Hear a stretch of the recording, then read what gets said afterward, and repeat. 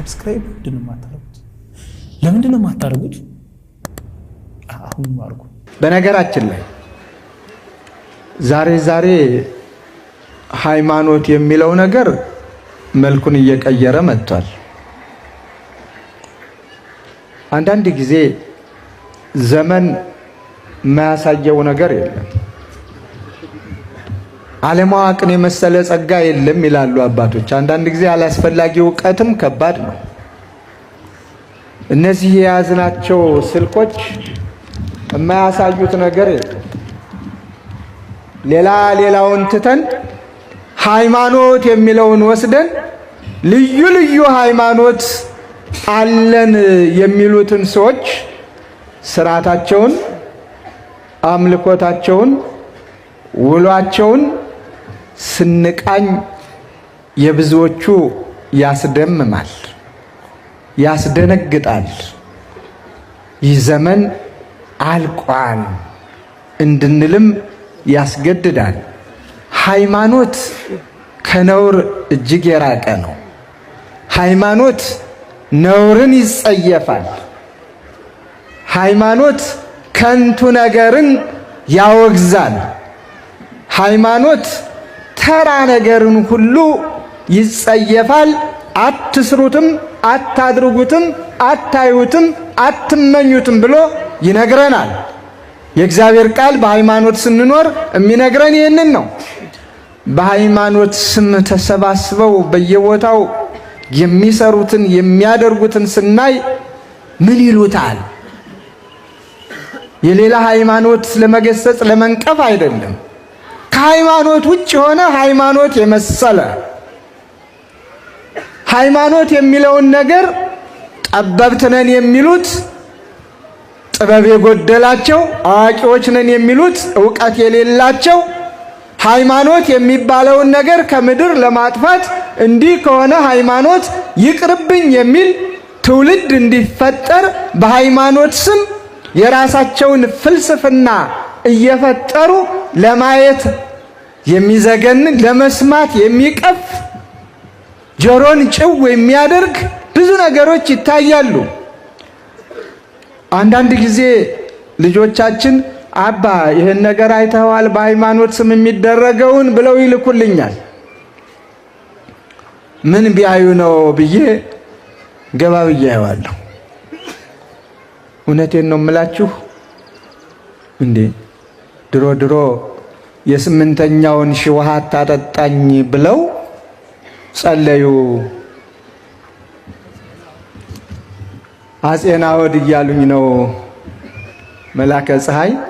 አዎ የስምንተኛውን ሺህ ውሃ አታጠጣኝ። ስምንተኛውን ሺህ እንዴት እንዳዩት አያችሁ? ስምንተኛው ሺህ የተበከለ፣ ስምንተኛው ሺህ ዕውቀት የጎደላቸው ሰዎች ዕውቀት ያገኙ መስሏቸው የሌለና ተራ ርካሽ ዕውቀትን በትውልዱ ላይ እየቀረጹ የሚገኝበት፣ ስምንተኛው ሺህ ሃይማኖት አስመስለው ከሃይማኖት የሚያስወጣ ወይ በቅጡ ሳይንሳዊ አይባል በሳይንሱ እንዳያምኑ፣ ወይ በቅጡ ሃይማኖት አይባል ሃይማኖትነት የሌለው የጎደለው ብዙ ነገር ነው የምናይበት። በስር ጧፎች ለእያንዳንዱ ይል። ከዛ ውጪ ግን ምንም አይነት ነገር ቲሸርት፣ ምንም አይነት ነገር ምልክት የሚያሳይ ነገር ይዘን እዛ ቦታ ላይ እንዳንገኝ። በተለይ የእመቤታችን ስዕል ይዘን ወጣን ማለት ይሄን እንደ መስማት በጣም የሚያሳዝንና ልብ የሚሰብር ነገር ለኛ ለኦርቶዶክሳውያን የለም። የሆነ ቀን ወጥተው ይናገሩልናል፣ የሆነ ቀን ወጥተው ከለላ ይሆኑልናል ለምንላቸው አባቶች እየወጡ ጭራሹኑ የበለጠ ጠላት ከሚያደርገው በበለጠ የኛን ልብ የሚሰብር ነገር ወጥተው ይናገራሉ። እንግዲህ ምንድነው እኛ አባት ያሉት ምንድነው? የመስቀል ደመራን በተመለከተ አንድም የቅዱሳንን ስዕል የሚያመለክት ነገር በቲሸርትም ሆነ በተለያየ ነገር ይዞ መውጣት አይቻልም፣ ወንጀል ነው አሉን። ሀገራችን ፕሮቴስታንቲዝም እንደሆነች ይሄ ማሳያ ነው። ከዚህ በፊቱን ተናግረን ስለነበረ ማለት ነው። በተለይ ብለው ደግሞ አስረግጠው የነገሩን የቅድስት ድንግል ማርያምን ስዕል እሷን የሚያመለክት ነገር በምንም ላይ ነው ያሉት። ከጽዋፍ በስተቀር ይዛችሁ እንዳትወጡ፣ ቲሸርት ላይም እንዳታሰሩ የድንግል ማርያምን ስዕል አሉንና አስጠንቀው ነገሩን። ይሄ መስጠንቂያ ደግሞ የተሰጣቸው ከላይ ነው። ይሄንን እኛም ሰምተን ነበረ። አዳነች አቤቤ ተናግረዋለች።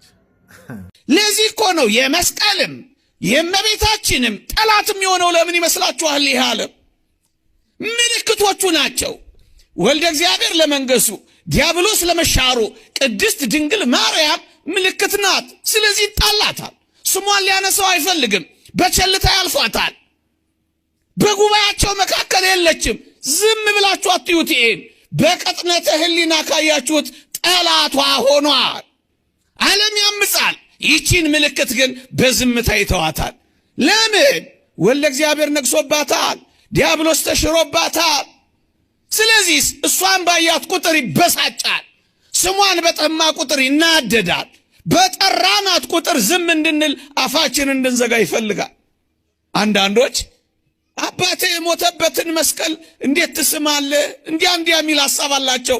የሞተው የተገደለው ከመንገድ ተጠርቆ የተባረረው በመስቀል የተዋረደው ያፈረው የተሸማቀቀው የተጎሳቆለው የተመረረው ዲያብሎስ መሆኑን ግን አያውቁት።